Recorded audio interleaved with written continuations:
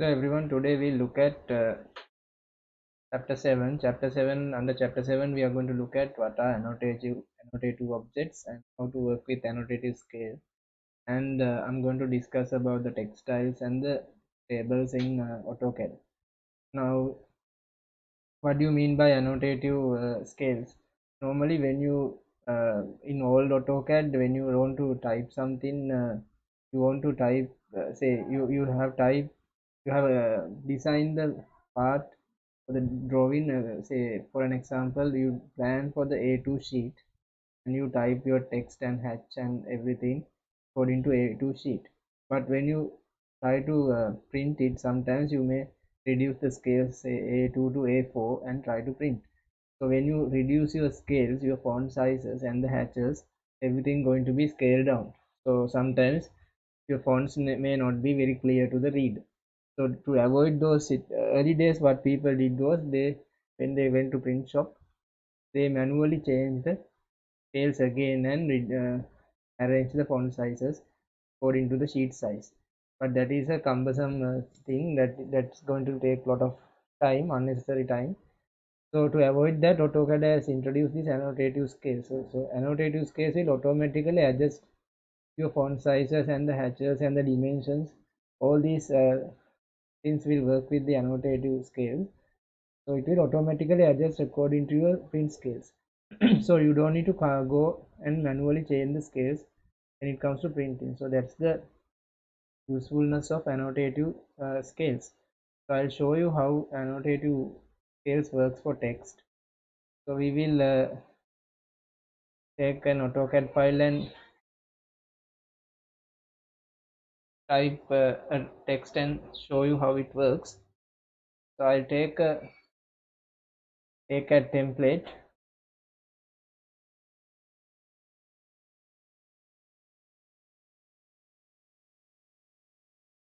So I'm going to type a certain text. So if you look at the single line tools, you may not find the annotative scales.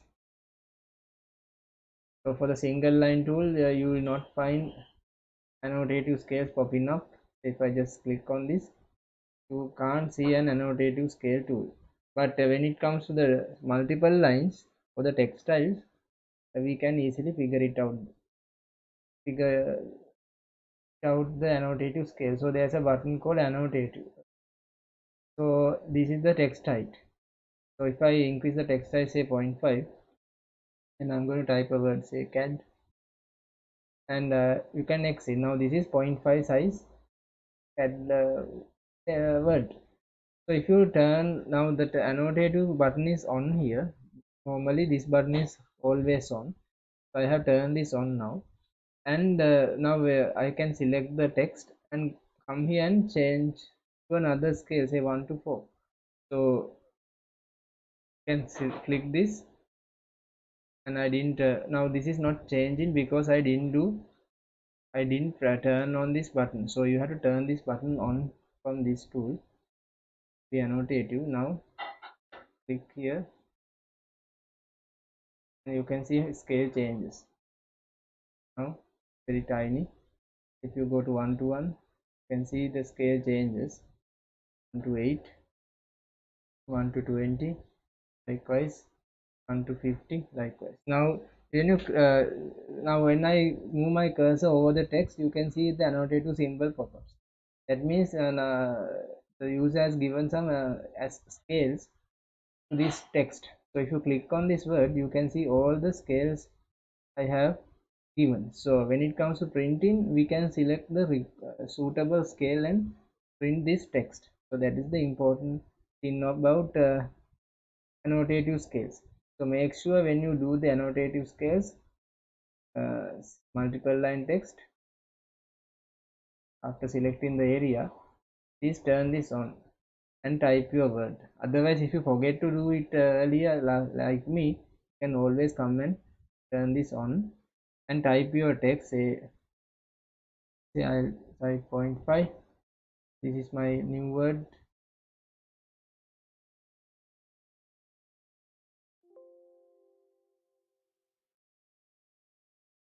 Now annotative scale can be turned on and you can select a scale. Now see, you can see this is changed. Now we have two font sizes. So that is the usage of annotative scales. It will work with not even with text, dimensions, leaders, multi-leaders, hatches, tolerances, blocks, attributes. So with everything, this tool is working. So don't worry. If you have scale problems, use this annotative scale.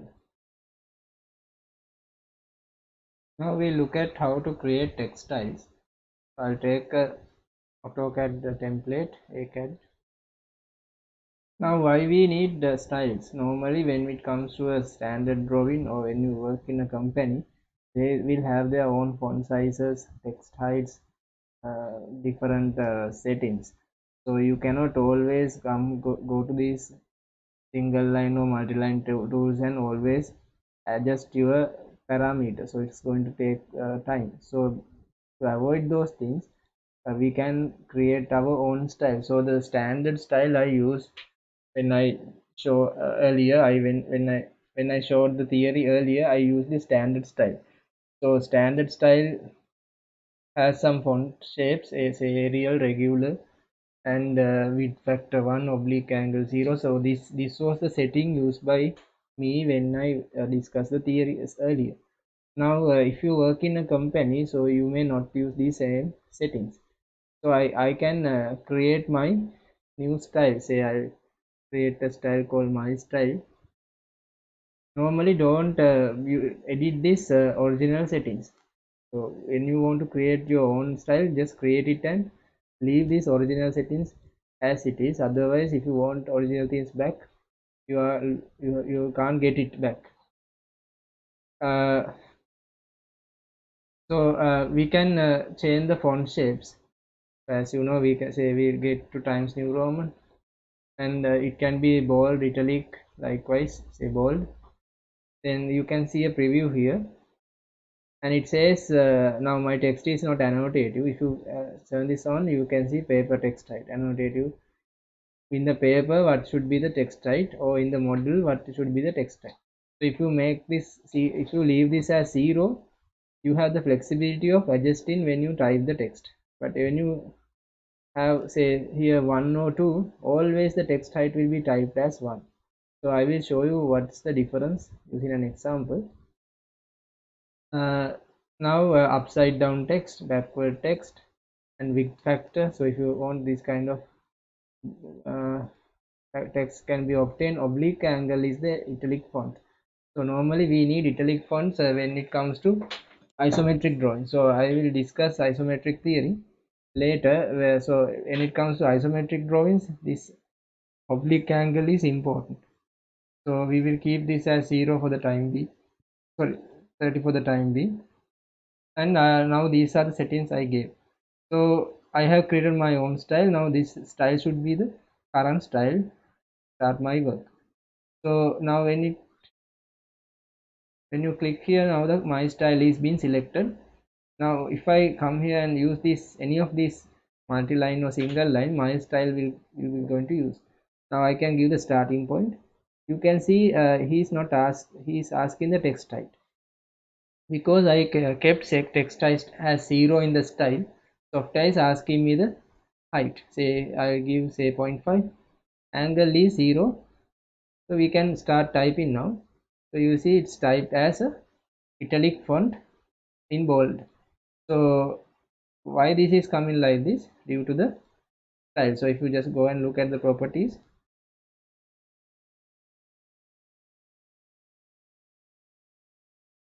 it is using my style. Height is 0.5, width factor 1, oblique angle 30, no annotative scale. So if you want, you can enable annotative scales like previous, like like when I discussed the annotative, and when it comes here and change it to annotative scale. Now I have two scales. So it's not difficult.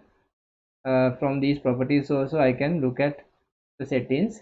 So I have annotative scale, justification left. So now we look at what happens when I keep my text size as a constant. Now I can come here. Sorry, my undo it. So undone it. So now I have the style back. So we will keep this as say 1. So I am giving a value, certain value now. So if I give a certain value for the style, you cannot change it later. It will not ask you to change the height. Now it gives ask the first point, and it will not ask you the height now because the height is given as 1 in the style. Now rotation angle 0. So we can just type it now. So this has height 1. Same thing here. If you just look at the properties now, right click and get the properties. This is 1. So if I want, I can change it. That means I am overriding the style. So if you want some text to be in a certain height, give a value here. So the same thing will apply for the multi lines. Give the boundary, and you can type any word you like.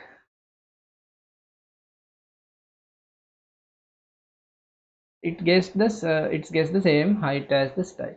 So you can have lot of styles in your design and choose the required style from the list. So it's very easy. You can come here and just change the style. So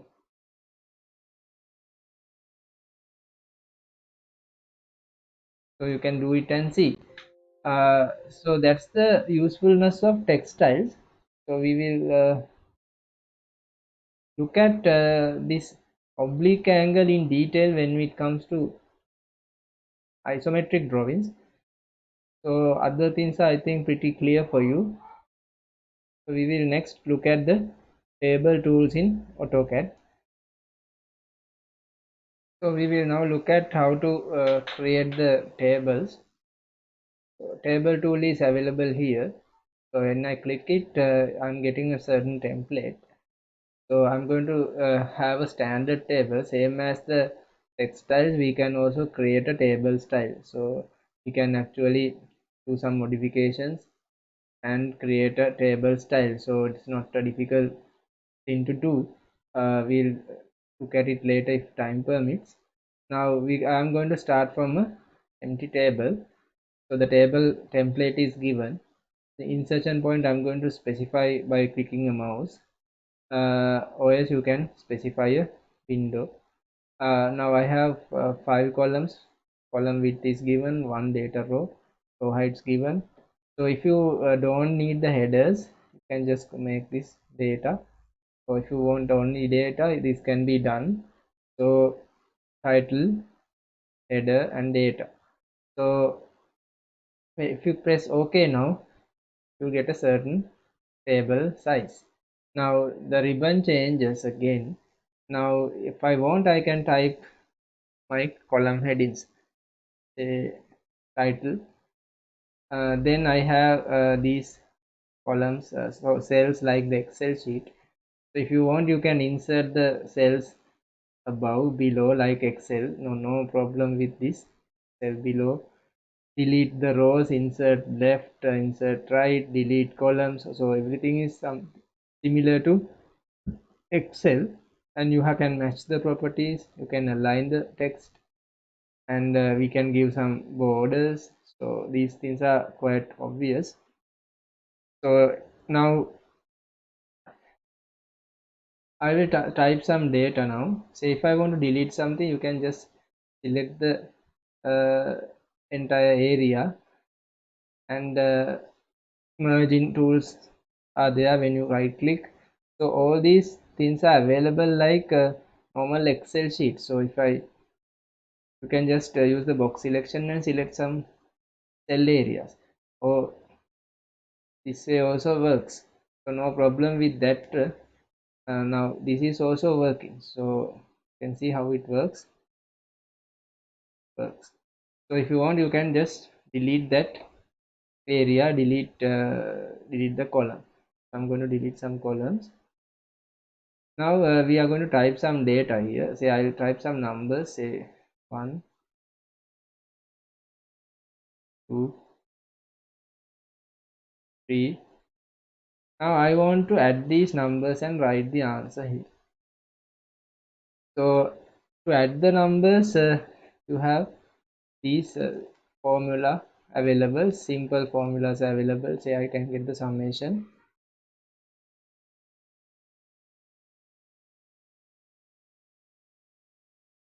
Summation, say I'll just run it again. Summation from this cell to this cell.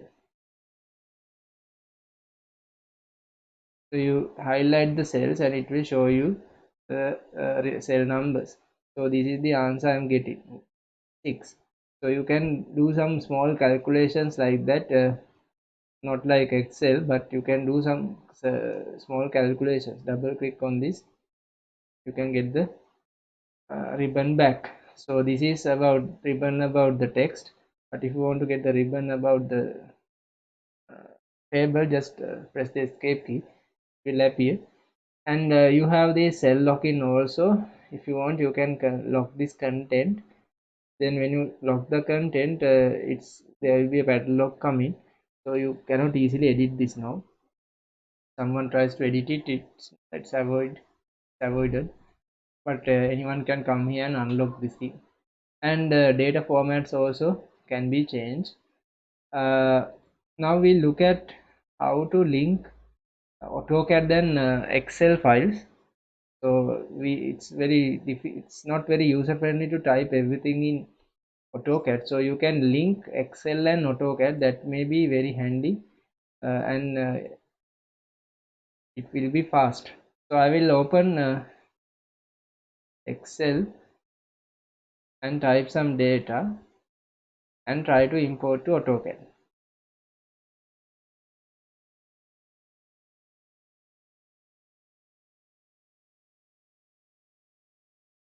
I'll type some simple numbers.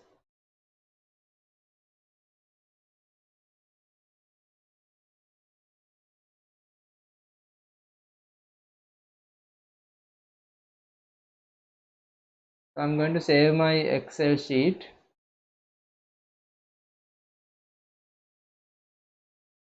As book 1, save it in desktop. Then I'm trying to import this Excel sheet to AutoCAD. How can it be done? So you just go to table tools, and now I'm going to start from a data link. So the meaning of data link is it's not actually importing, we are linking the Excel and the AutoCAD. So when you have a link, different from imports. So when you have a link, that means when you change your Excel sheet, this AutoCAD data will also be updated. But remember, it's not going the other way. It's only working from Excel to AutoCAD, but not from AutoCAD to Excel. So we will import this link now. So to import a link, we have to create the path first. So I will give a name, say CAD table link or something. So we have to create a link created. Now I have to browse the file. So it's in my desktop, this one.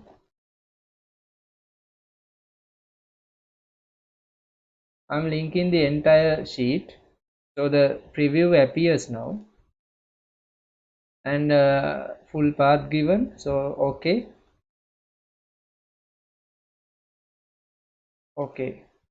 Now this data set imported. So we are going to specify the insertion point now. Just click on the screen. You see the data has been imported. Now I'll save this AutoCAD file.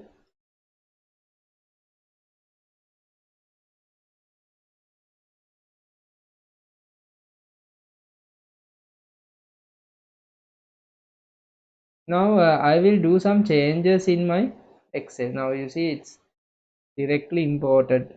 So if I'll say do some changes, say this time this is 10, 101, 10, 10.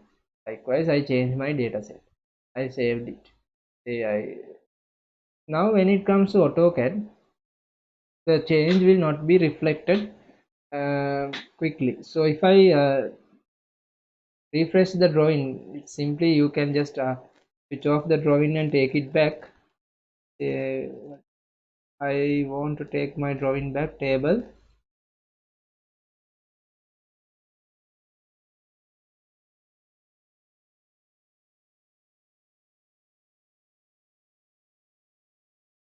Now some data has been changed in Excel, so the following shortcuts in the search were invalid. Okay, so there's a problem with the cell table.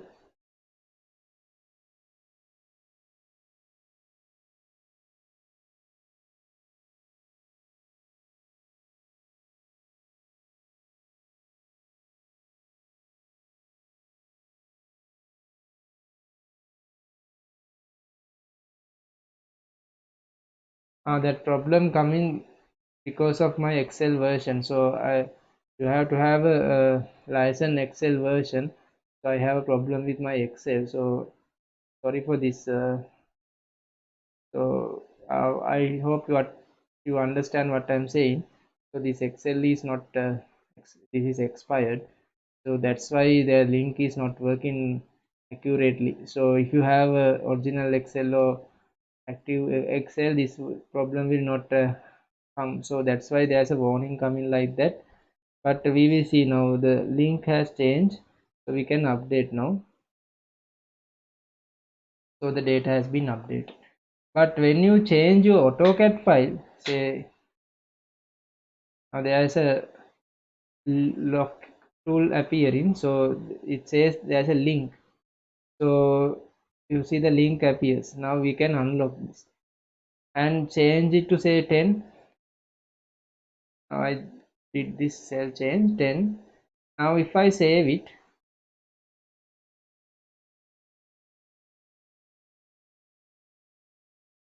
now my table is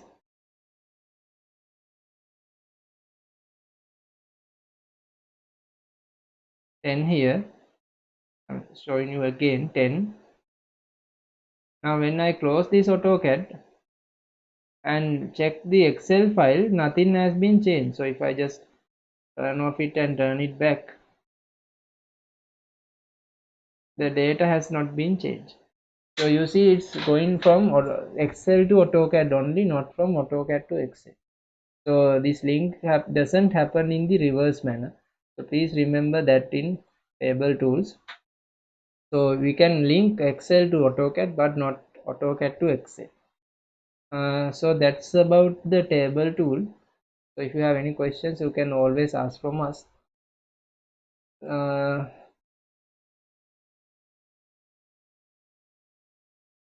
And we have already uploaded the answers for chapter 7 tutorial questions.